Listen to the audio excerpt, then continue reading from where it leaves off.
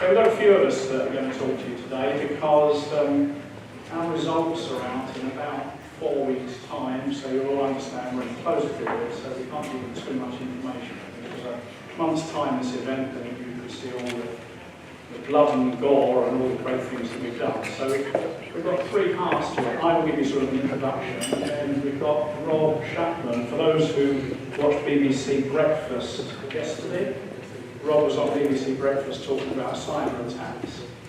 And I wanted him to give you a story. Okay, so I've done a number of these events and they're all charts, and we thought we'd give you a story. Okay, so Rob's going to give you a story. And then Ian, who I don't think many of you have met, Ian joined us as a CFO about a year ago. So Ian will cover some of the numbers that we've got. So what is the business? A lot of you have seen this before. We've got a board and a new chairman. I used to be chairman and CEO. I'm now just the CEO. And Alex Hambro at the top, you can see there, is our new non-exec chairman. Hambro is linked with the bank, Hambro Bank, so quite an influential individual. And that's our main board. We've got 3 main units. We've got our intelligence unit, which is the one on the other side. They do geopolitical work, so it's what's happening in Syria, what's happening in Afghanistan, and the reports they do every fortnight, and we do about 1,200 of these a year. They go out regularly to a lot of the large companies like Vodafone and all of those, which gives them some sort of geopolitical risk assessment across the world. We've got our technology team, and those who have been through this before, John Wise here and runs all of that, where we're looking at future technologies and how do we stay ahead of the curve on the developments that are going on. So, for example, everybody is now moving all of their technology to the cloud. So, how do you do cyber security when it's in an Amazon cloud or a Google cloud, or how's that done? That's quite complex, and therefore we've got some work going on to help us keep ahead of the curve and be able to cover our customers' complete portfolio of services and products. And then we've got the main one which everybody focuses on, the one on this side, which is our Falanx cyber, which has been growing rapidly over the last few years.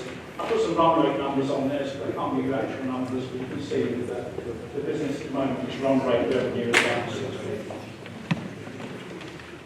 6 million is quite a small amount when you consider how big that market is. And this information is relatively old, but it gives you sort of an idea of the size of the market. So you can see many billions written down there and trillions of dollars in the global hacking.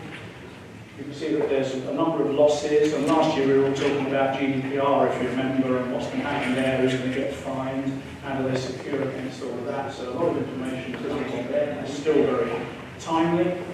No big fines have really been implemented yet, but I think they will start soon. It's bedded down for a year or something to see that. So the people will be looking at how do they secure themselves against that. And then you can see in the market in the middle there, it's about 3.5 billion, the UK market. We're quite small, we've got 6 billion of it, but we're growing at an alarming rate. Let's skip that one for a moment, because some of you may have heard us talk about some work we were doing with a company called SolarWinds. And on that previous slide, I had this thing about there was a restriction on resources. So there's not many technical people in the world that understand cybersecurity, and certainly can protect companies against it. And one of those is a company called SolarWinds. It's a $5 billion US company. They sell lots of licenses for various products, and about a year ago they decided that they were getting into cyber. They've got a huge customer base. Globally they've got 22,000 what we call managed service providers, and they provide to about 400,000 customers. And so their aim is to sell to all that channel and sell cyber services. And they partnered with us, and we look after the UK, most of Europe and South Africa. There's one other company that's out there that looks after the USA. So there's only 2 companies that they've identified, us being one of those 2, that actually are strategic partners of this big US company who are launching cyber. We're just going through with them at the moment some product development work, and we'll be launching that at greatest speed as we go forward. We'll go back now to that one. This is an interesting slide because this is going to be leading into Rob who telling the nightmares that he's seen. And if you look at some of that, I won't read them all out. These slides you can pick up later on. But the key really is how many breaches are there. You know, how 58% of the SMB market are under threat. The one I like the most is on the other side. People get hacked. And a hacker sits there for 191 days before he does anything. He's just watching. Companies don't even know they're in there. So you can imagine how many companies there are out there now that have already been hacked, but nothing's yet happened. It's quite frightening, and you can see here that 44% of the IT experts in the world are putting data security, cyber security at the top of their list. I expect when I wrote this, I expect the day after it went up. So I like Rob, who's going to do it with a hand mic, aren't you, Rob?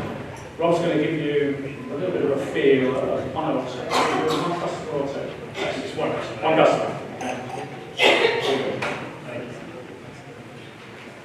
Cool. Hi everyone. My name is Rob Shackland. I am an ethical hacker and social engineer. So my job at Falanx is to plan and execute criminal attacks on companies simulating being real criminal hackers. Social engineering is targeting the people in the company. So a big part of my job is to actually dress up in different outfits and trick my way into company headquarters, into military installations, into really anything I can get into. And then when I'm inside there, I'll use devices to plug onto the network and try and hack the network from the inside. So what I'm going to do is tell you a story of a client that contacted us and asked us to try and break into their network. And when we're given these jobs, we're always given specific goal or objectives. So it might be, can you break into the CEO's office and steal something off their desk? Can you get into our server room where the computers are stored and steal those?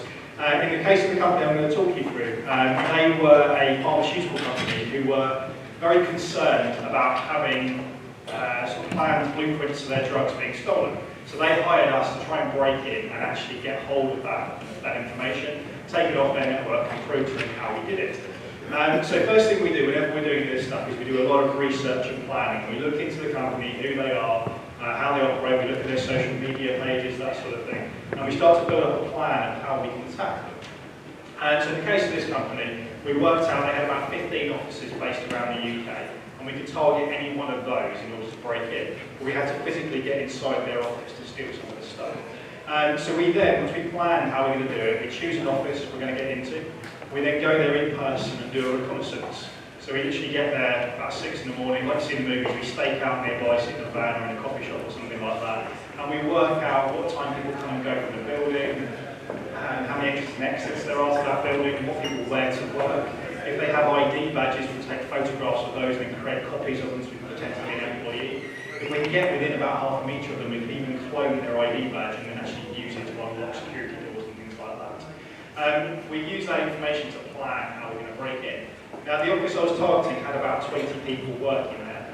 So if there's 20 people working there, I can't really pretend to be an employee to break into this place because it's blatantly obvious I don't actually work there because everyone would know me.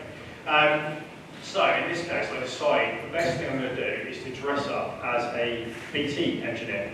So you can see there I'm dressed up as a BT engineer, I'm wearing a high-vis jacket, I've got a box of tools and cables, I've got an ID badge. I got that ID badge from a BT OpenReach engineer's Facebook profile page. He was just a picture of his profile picture holding his badge up to the camera. So I just zoomed in on that, cut that out and stick onto a badge. And for some reason, when you walk in dressed in a high-vis jacket, no one seems to see you anymore, so it's quite a good way of getting into places. Now I went up to this receptionist in this building and said, hi, I'm here from BT. I had a report from your head office, there's been a big network outage. Do you mind if I just run upstairs, plug into your network, and run some diagnostic tools and see if I can resolve the issue for you? And she said, I'm really sorry, but I've got no appointment written down in the book for you, so I can't just let you in on the back of what you're saying. Who was it from our head office that called you? Now, before this test, I've done quite a lot of research and planning, and I found a guy called Adam who worked in their IT team. Now, Adam had put on his Facebook page that morning, he checked in at Gatwick Airport, he was flying to, I think it was Antigua.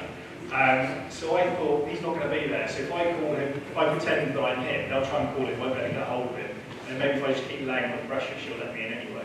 So she tries to call him, leaves him a voicemail message, comes back to me and says, look, I'm really sorry, I can't get hold of Adam. I've got loads of things to be doing. Can you try and get a hold of him? And here's his number. And when you do, can you put him through to me and I'll see if it's all right for you to come in? And I thought, well, that's okay, because chances are she won't know this guy's voice. So I phoned up my office and said, which one of you guys wants to pretend to be Adam? Because chances are they won't know the voice. One of the guys in my office phones up and says, hi, it's Adam here from my team. You've got a BT engineer there with you. She says, oh no, he's just sat in the foyer. I said, oh, okay, we're looking at it straight away with this huge network issue. She says, all right. So she gets me to sign in the guest book. I'm just about to go upstairs. He says, no, hang on here. I'll call down our IT person to help you out. That's a bit of an issue for me, because if you're hacking a computer network, the last thing you want is an IT person sat next to you while you're doing it. And also, of course, I've made up the network problem entirely. So he comes down, he doesn't look very happy, and he says, I don't really know why you're here, I'll run some diagnostic tools, there's no issues. But then the receptionist steps in and says, no, it's all right, I've spoken to Adam in the head office, no, you've got to get this guy up straight away. So he shrugs and says, okay. And he takes me up in the lift, and we go up, and the door's open at the top, and he turns around to me and says, the weird thing is we don't even use BT here, but come in anyway. I decided it's all right to let me in. Sits me at the desk, said, anything you need to get working? I said, well, I'm going to need a network cable to plug in, so he gave me that. He said, anything else you need? I said, well, I'll have a cup of tea, so I'll go.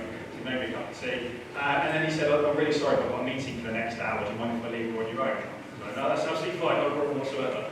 So he left me on my own. I was able to use that time to hack into the network. The idea behind this breaking the building is it's a lot easier once you're inside, because you're bypassing those good external defences that companies have. So I was able to get on the network, steal the information I wanted, and get away without getting caught. So we were able to prove the risk to them. And the reason that this company really wanted to do this was to be able to prove to their board the risk of cyber attacks by doing a real-life simulation of one and showing how effective it is.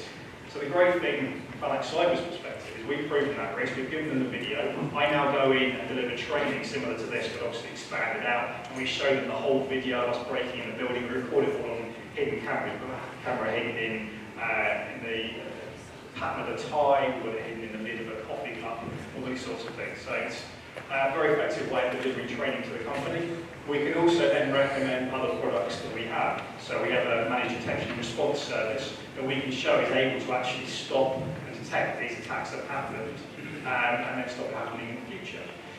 We also do a lot of consultancy around how they can prevent this, and also we do what's called penetration testing, which normally comes with a few laughs at the idea of it. But that's ethical hacking. That is testing that their systems are able to protect against this type of attack. So when you combine all these things together, suddenly Falanx Cyber are a very attractive proposition to these companies, because we can offer all the services as well as testing that everything works.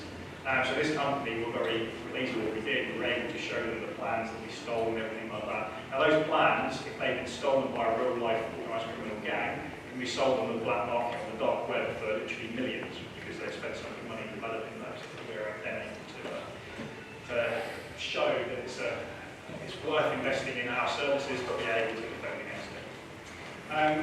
Okay, I'm done. Okay. That's brilliant. Okay, here I'm going to come back to that one about why invest. We'll just dive straight into it. Ian is the CFO. Thanks. I'm the Institute for about 15 months now. So really saying what we've been up to, as Mike said, we are very much in a closed period at the moment. Results now it's around the end of this month, starting next month. We've been through a big change of auditors. We've gone up the food chain from Kingston Smith to BDO into the world of greater stringency. So that's a So where are we at the moment? We did a big institutional fundraising in November last year. We're now about 40% institutions. We've got a load of VCTs in there. We've got Amati, Octopus, and Unicorn. So long-term holders, and obviously Von Bison investing in us now. So we've got we've changed the bits around. The reason we've done this is we want the capital in the business to invest fully in people. Whenever, say, an acquisition or something large came, the long-term money to really grow this stuff. So we're in a cash-strong position at the moment. The board, we've all got skin in the game. The board's got about 5% of the company at the moment, and I think quite a salient point is we've put about £400,000 of our own cash, mainly Mike, I hasten to add, of course, into the company in the last 15 or 16 months. So we've got commitment, we've got skin in the game, and belief in the business. So, you know, part of this is how do we take this company up to the next stage so we can really address the large market potential of this. And one of the big changes we did in March is we appointed Stifel Europe as our joint broker and nominated advisor. Stifel cut a much bigger shot than typically playing sort of the 10 billion market cap part of the world, but they understand the growth story and the plans behind the business. And very pointedly, they have not only a dedicated cybersecurity practice, they've also got they're a US organisation. So as we're looking at developing our technology story and going to market, they have reach into institutions and organisations and corporates in the US, which actually could really change things around in Falanx. Other changes we've made, always a risk on a company on AIM's dilution. The company is actually BVI domiciled, although we are registered in the UK and all the directors are UK nationals and our operations are in the UK. Under our old articles of association, the directors have pretty wide-ranging powers to issue shares. Now, we've voluntarily given that up, so we, you know, much more typical guidelines, we can issue only 12.5% of shares in cash without going back to shareholders to give shareholders some kind of feel that you know, they are actually the owners of the business and they do have a veto on this. As Mike said, we do have a new chairman on board, a guy called Alex Hambro, who we've known for quite a long time. His big claim to fame is he's the chairman and founder of Judges Scientific, which is a buy and build play in scientific instruments. And he's taken that from £1 at IPO, it's about £34–35 now. So Alex is a great guy, strong M&A buy and build credentials. We know him well, he's got a sustainable record of value generation. And you know, I've known Alex, we've known Alex for many years, and he was fairly instrumental in getting the institutional fundraisings together last year. So we are, you know, this is about getting ourselves up into more investment grade stock and institutionally friendly. We have just appointed BDO, as I mentioned before, as auditors. In the days of sort of ever-ending accounting scandals and scrutiny on everything, we took the move, no disrespect to Kingston Smith, but we've gone up the food chain. There's greater scrutiny from the FRC, etc. And we need, you know, to give the confidence to our shareholders and stakeholders that the numbers are the actual numbers. So hence this move.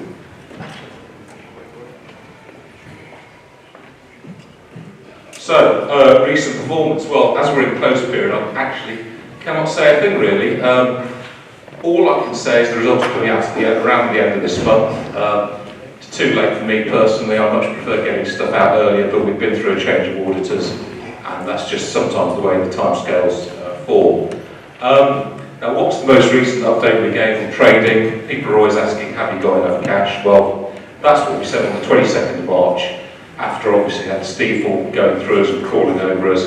Both divisions grew in the third quarter, and you know, we raised £4 million of cash, and our cash balances are strong, and we're able to finance the organic growth internally. We're not, you know, don't think we're going to be going out to, you know, raise the usual working cap. This is, we think we've got enough for our organic plans and the next stage of growth.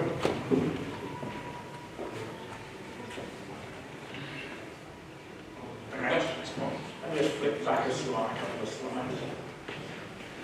So why invest in us?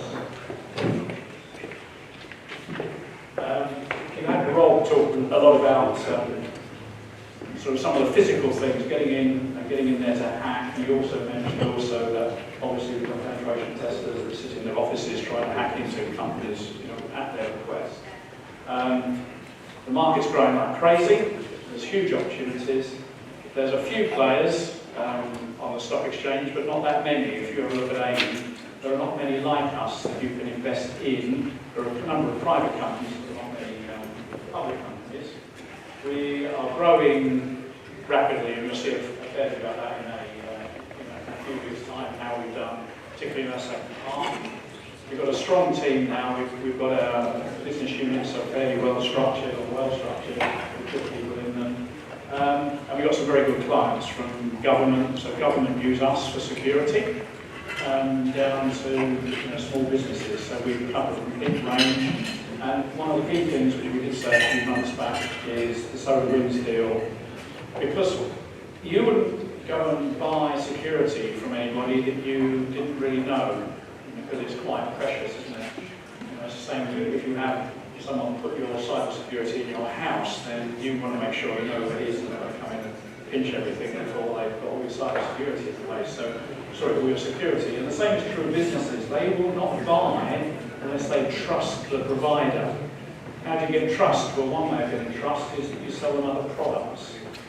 And that's why partnering with SolarWinds, who sell lots of other products, there are all these customers that trust them.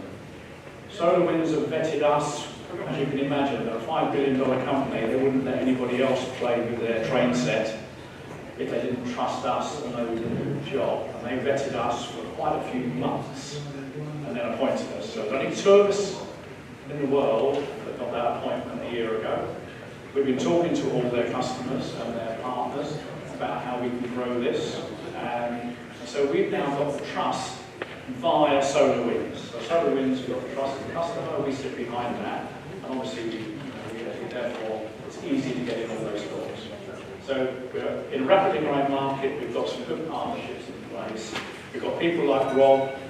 I'm sure Rob was not an ethical hacker when he was younger, but he certainly knows what he's doing. And now he's been doing that for a number of years, but he's there helping us look at how people are trying to steal all the crown jewels of all the companies out there. And the crown jewels vary. It could be the plans, it could be everybody thinks it's money. And I think Rob told me about Butlins. Butlins got hacked.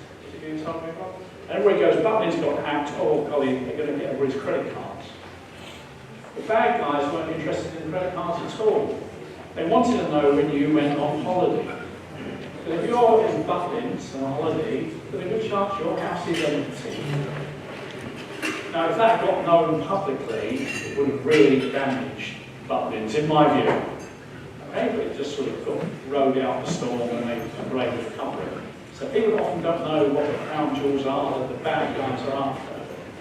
Rob and his team will come and talk to them and help them understand. Anyway, that's why I think we're worth investing in. Good market, good team, good product, good partners, and our share price is so low, I keep buying shares.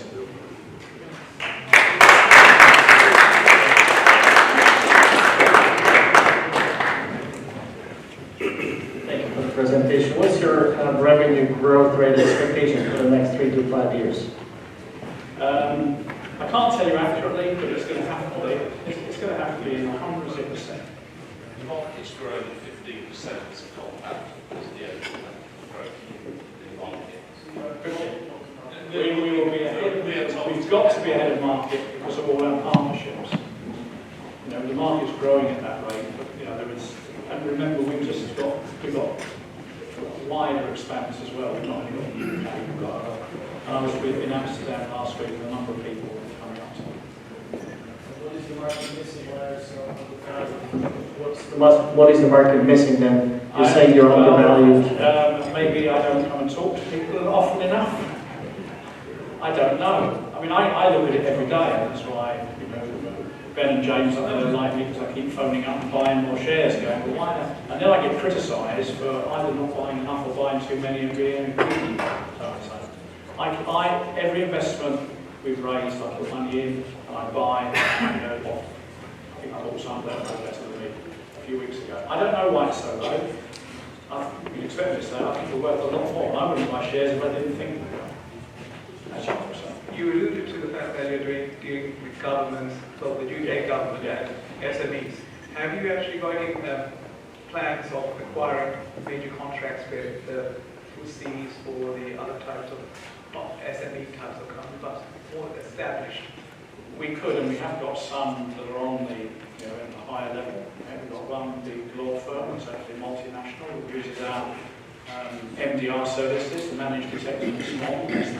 Watching 24 hours a day. We've got some that we do penetration testing, so Rob and his team have got some very large FTSE, they do penetration testing, and our intelligence business has got a large number of them. They're all very interesting, and the teams are also beginning to cross-sell between them. It's not as easy as I thought it would be. So we've got governments, which is a good tick in the box. If government like us, that's a good tick. And we've got the large customers, they're big ticks. But to me, the sweet spot is SME market. Because you've got BT and everybody else trying to get the big boys. There's not many people trying to get the 4 million SME customers that are sitting out there today in the UK. And we're doing that through partners, which we trust. So we've got most of those customers. Sorry, Mike. Oh, hello, sir. Yes, go on. I always like to invest in companies or individuals who have made me money historically. Yeah. With that in mind, would you maybe tell us a bit about your background, what you've done historically, and why you decided to come out of semi-retirement? Yes, for some of you that may have come to conferences, I used to have a slide about a bit of my background. I won't go too far back because it was steam engine time, back there. But I did work in a big ISP in America called America Online. America Online in the early days in the US was growing like crazy. People like Steve Case and all that were there. And I helped them grow that to a fairly large size and left. And then got approached to do what in the UK they call a roll-up of internet service providers. I bought 34 companies in 18 months, rolled them all together and sold them to Earthlink for 360 odd million.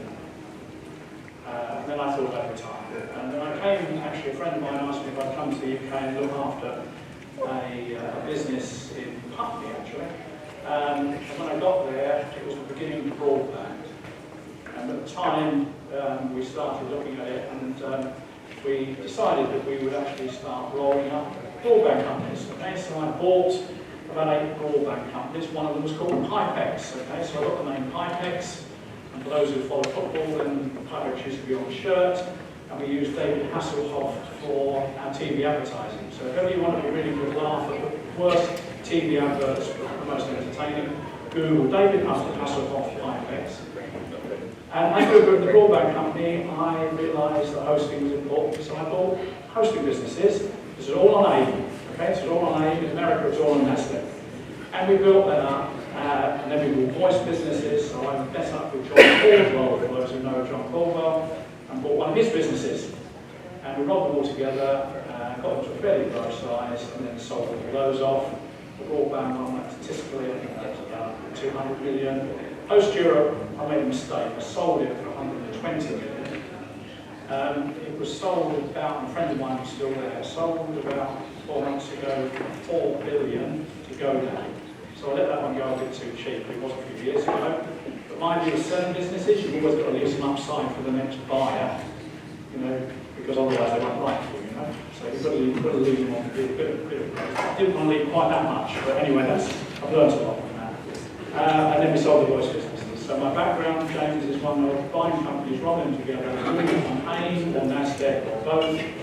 And when I saw this 3 years ago, it's exactly the same model.